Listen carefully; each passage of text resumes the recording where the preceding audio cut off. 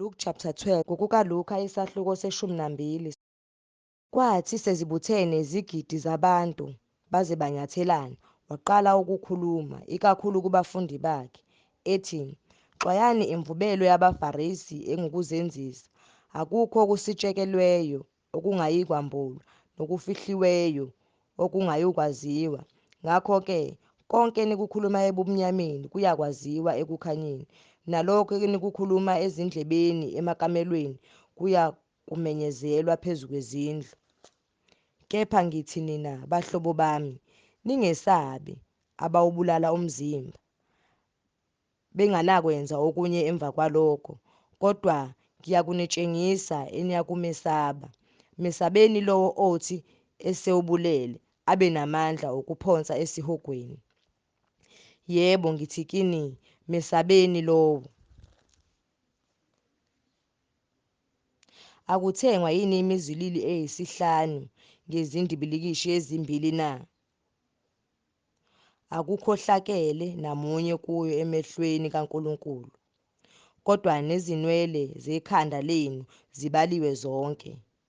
Maningesabi, nidlula imizilili eminingi. Futhi ngithi kini, yilo nalowo oyakungivuma phambi kwabantu neNdodana yoMuntu iyakumvuma yena phambi kwezingelosi zikaNkulunkulu. Kepha ongiphika phambi kwabantu uyakuphikwa phambi kwezingelosi zikaNkulunkulu. Nalowo okhuluma izwi elibi ngeNdodana yoMuntu uyakuthethelelwa, kepha ohlambalaza uMoya oNgcwele kayikuthethelelwa.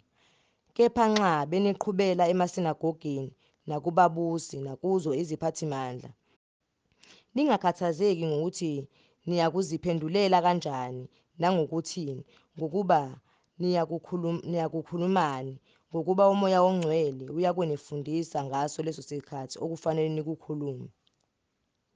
Omunye wesixuku wathi kuye, "Mfundisi, shono kumfowenu ukuba abelane nami ifa." Kepha wathi kuye, "Mngani, ubani ongimise ngibe ngumahluleli noma umahlukanisi phezu kwenu na?" Wayesethi kubo, "Bhekani nixwaye okuhaha konke, ngokuba ukuphila komuntu akumi ngobuningi bempahla yakhe." Wabalandisa umfanekiso wathi, "Izwe lomuntu othile onothileyo lathela kahle.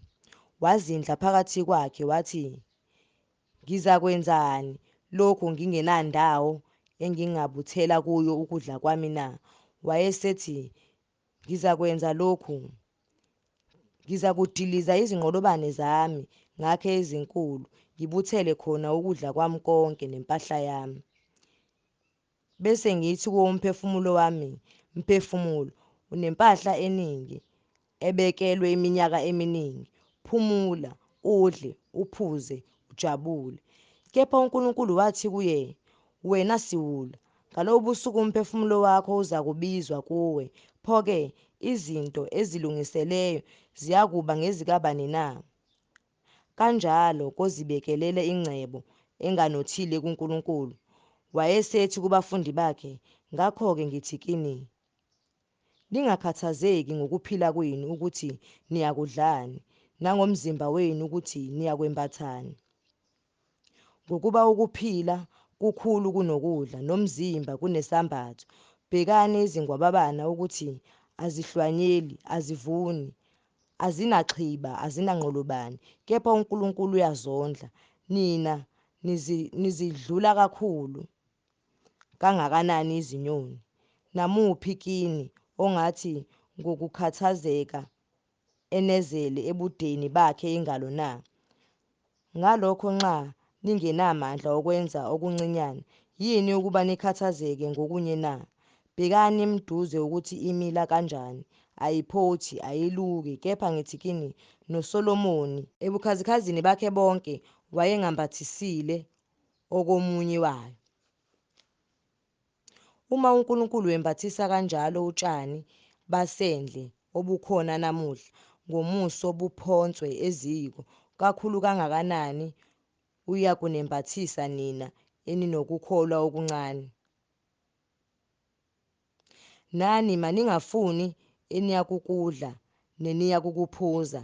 Ningakhathazeki ngokuba konke lokhu kufunyanwa ngabezizwe bomhlaba, kepha uyihlo uyazi ukuthi niyakudinga lokho.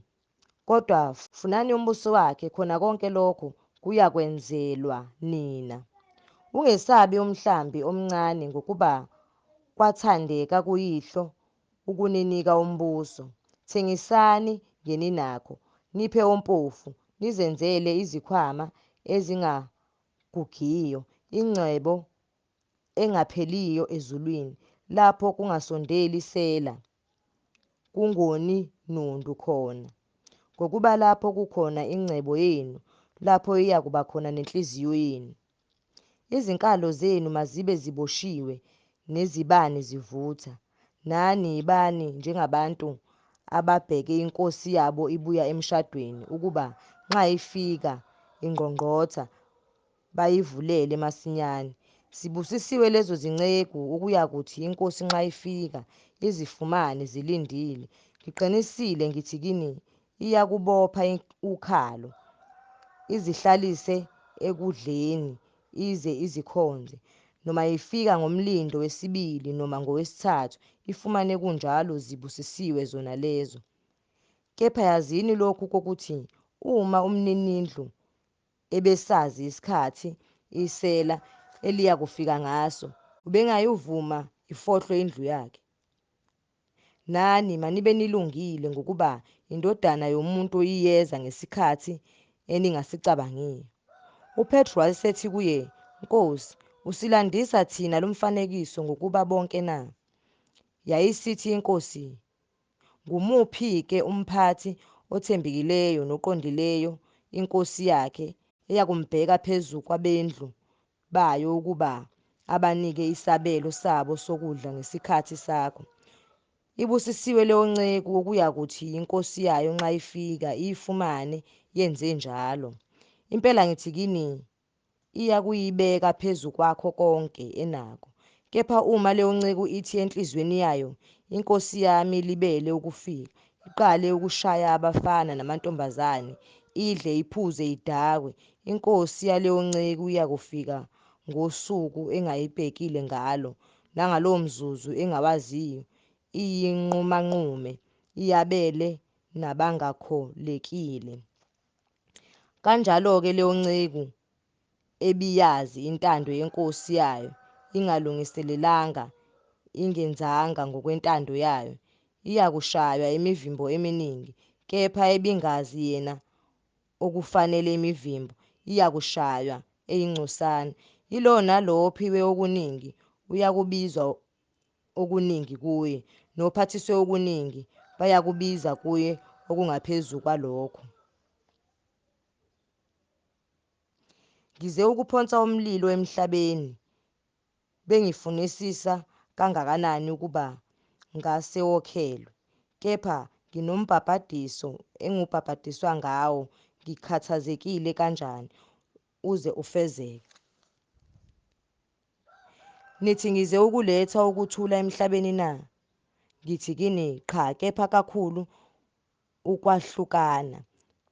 Ngokuba kusukela manje kuyakuba khona abayisihlanu endlini inye bahlukane, nabathathu nababili, ababili nabathathu bayakwahlukana. Uyise nendodana, indodana noyise, unina nendodakazi, indodakazi nonina, uninazala nomalokazana wakhe, umalokazana noninazala. Wayesethi nakuzo izixuku, nxa nibona ifu elikhuphuka entshonalanga masinyane, nithi, iyeza imvula, kube njalo. Futhi nxa kuphephetha iningizimu, nithi, lizakubalela, kube njalo. Bazenzisi, niyakwazi ukuchachisa uma komhlaba nokwezulu, kepha yini ukuba ningachachisi lesi sikhathi na? Pho yini ukuba ninganqumi ngokwenu okulungileyo na? Ngokuba nxa uya enkosini nomelene nawe, ncengisisa usendleleni ukuba ukhuleke kuye.